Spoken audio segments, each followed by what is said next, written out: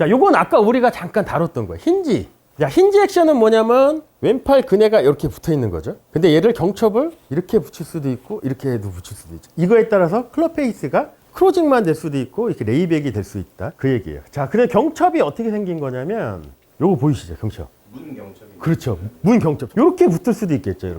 이렇게 움직이게. 그럼 왼팔은 이렇게 놓고 보면 항상 이 바닥하고 항상 이렇게 평행하게 움직이죠. 이렇게 놓으면. 그래서 호라이젠털 힌지라고 이름을 붙이는 거예요. 또 때로는 우리가 경첩을 요거랑 다른 방향인 이렇게 붙일 수도 있겠죠. 이렇게 움직이게. 플랫한 왼손목이 요번에 어디하고 또 기준점이 되냐면 이 벽이 어떻게 되면 이 플랫한 왼손목이 항상 버티컬, 수직을 계속 유지하는 거잖아요. 그래서 이제 이걸 버티컬 힌지라고 이름을 붙여요. 그럼 클럽 페이스는 임팩트 이후에 어떻게 되냐면 얘가 하늘을 보는, 그러니까 디로프팅의 반대가 되는 경우가 생기겠죠. 그러면 이때는 파워적인 면을 생각해 보면 어떻게 될까요? 얘가 이렇게 되면.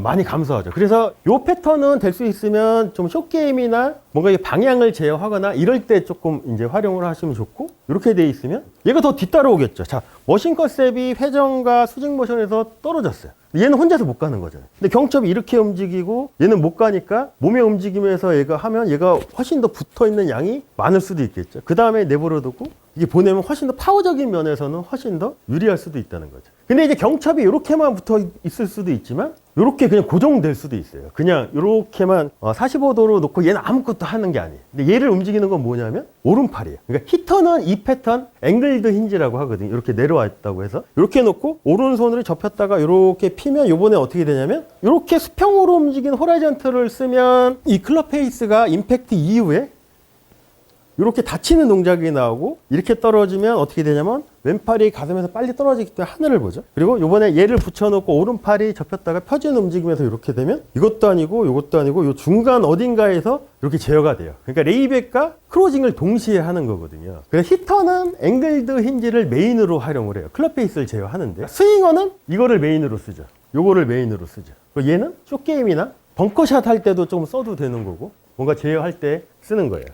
자, 그래서 이제 힌지 액션의 정의는 이렇게 돼 있죠. 근데 이거의 말이 좀 어려워요. 플랫한 왼손목이 세 가지 베이직 플레인 중 하나의 버티컬로 유지하면서, 그러니까 수직으로 유지하면서 클럽 페이스의 동일한 모션을 전달을 하는 거래요. 그러니까 여기서 말하는 세 가지 베이직 플레인은 어디냐면 여기에요. 바닥, 이 벽, 기울어진 경사면. 이 상태로 이 버티컬 왼손목이 항상 이렇게 평행으로 다닐 수도 있고 여기서도 이렇게 버티컬을 계속 유지하는 거잖아요. 그러니까 이렇게 기울어져도 얘는 항상 버티컬을 유지하는 거거든요. 플랫한 왼손목이 임팩트를 통해 미리 선택된 모션을 클럽 페이스에 제공하기 위해 움직여야 하는 세 가지 가능한 모션 플레인이래요. 그게 뭐냐면 크로징, 레이백 동시에도 할 수 있다는 거죠. 그래서 크로징만 되는 거를 이제 호라이전털 힌지라고 정의를 하고, 레이백만 하는 거를 버티컬이라고 정의를 하고, 얘를 픽스 시키고 오른팔이 접혔다가 이렇게 펴져서 이렇게 45도가 되는 거를 앵글드 힌지라고 얘기를 해요. 자, 그래서 힌지는 이렇게 있죠. 방향 제어는 클럽 페이스 정렬을 제어하는 의미래요. 근데 우리가 생각해 보시면 왜 클럽 페이스가 힌지 액션에 의해서 제어가 되냐? 왼팔은 아무것도 할 수 없잖아요.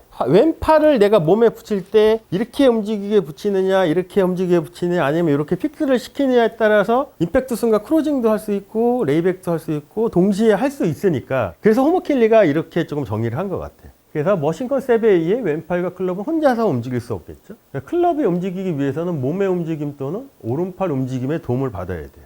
자, 그래서 임팩트에서는 두 가지 모션밖에 못 해요. 크로징과 레이백. 두 가지 모션 중 하나 또는 다른 하나 또는 둘 다 사용 가능하대요. 크로징만 될 수도 있고 레이백만 될 수도 있고, 동시에 레이백과 크로징을 동시에 되면 얘가 이렇게 45도 정도가 되거든요. 그래서 우리가 펀치샷을 구사할 때는 보면 대부분 어떻게 되냐면 이렇게 돼 있죠. 여기서 만약에 이 팔이 스위블 동작에 의해서 이렇게 조금 더 되면 조금 더 크로징 되는 양이 더 많아지겠죠. 자, 그래서 왼팔이 지면에 평행으로 움직이게 힌지가 배열되면 레이백 없는 크로징만 한대요. 요건 이제 스윙어가 쓰는 이제 메인 힌지 액션. 그리고 왼팔이 벽에 수직으로 움직이게, 여기에 이렇게 하려면 얘가 빨리 떨어져야 되겠죠. 왼팔이 움직이게 힌지가 배열되면 크로징 오면 레이백만 하는 버티컬 힌지. 그래서 요건 숏게임 때 많이 활용을 하겠죠. 그리고 동시에 크로징과 레이백을 하는 건 뭐냐면 히터, 앵글드. 그래서 1번 사진이 어떻게 보면 뭘까요? 요 하얀색 T가 클럽 페이스 방향이거든요. 세 가지 힌지 액션 중에 앵글드, 오 맞아요. 그리고 2번은 롤의 양이 많은 거죠. 그러니까 크로징이 많이 됐겠죠. 그래서 이거는 호라이전틀. 그리고 3번이 하늘을 보죠. 이게 레이백. 자, 그리고 몇 년 전에 타이거 우즈가 이런 피니시 했었죠. 벙커샷을 치는데 왜 이런 게 나왔을까요? 그 상황에 벙커가 있으면 홀이 저기 있었잖아요. 이제 의도적인 슬라이스를 치기 위해서 얘가 다치면 왼쪽으로 가니까 이걸 최대한 억제하려고 얘를 잡고 얘 관성에서 얘가 더 가니까 뭔가 이렇게 도는 헬리콥터 피니쉬라고 이제 대부분 얘기를 하죠. 아놀드 파마가 잘했던.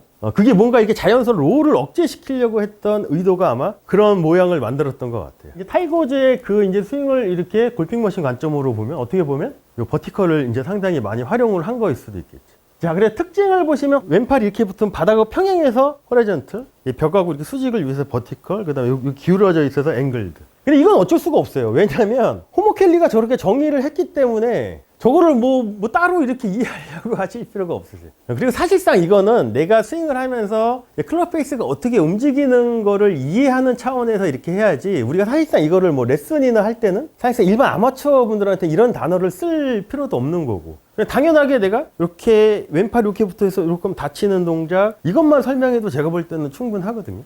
아마추어 분들한테는 뭐 호라이전트 힌지를 써야 된다, 버티컬을 써야 된다고 하면 오히려 더 복잡할 수도 있으니까. 그래서 이제 저도 이제 림브레이크 선생님한테 이 골핑 머신을 배웠는데, 그 선생님이 무슨 얘기를 하냐면 여기 나오는 골핑 머신에서 제시하는 저런 단어를 일반 아마추어한테는 쓸 필요가 없다는 거예요. 그 사람의 눈높이에 맞춰서 이걸 얼만큼 잘 설명을 해주냐가 중요한 거지. 근데 이 부분을 제일 어렵게 생각을 해요.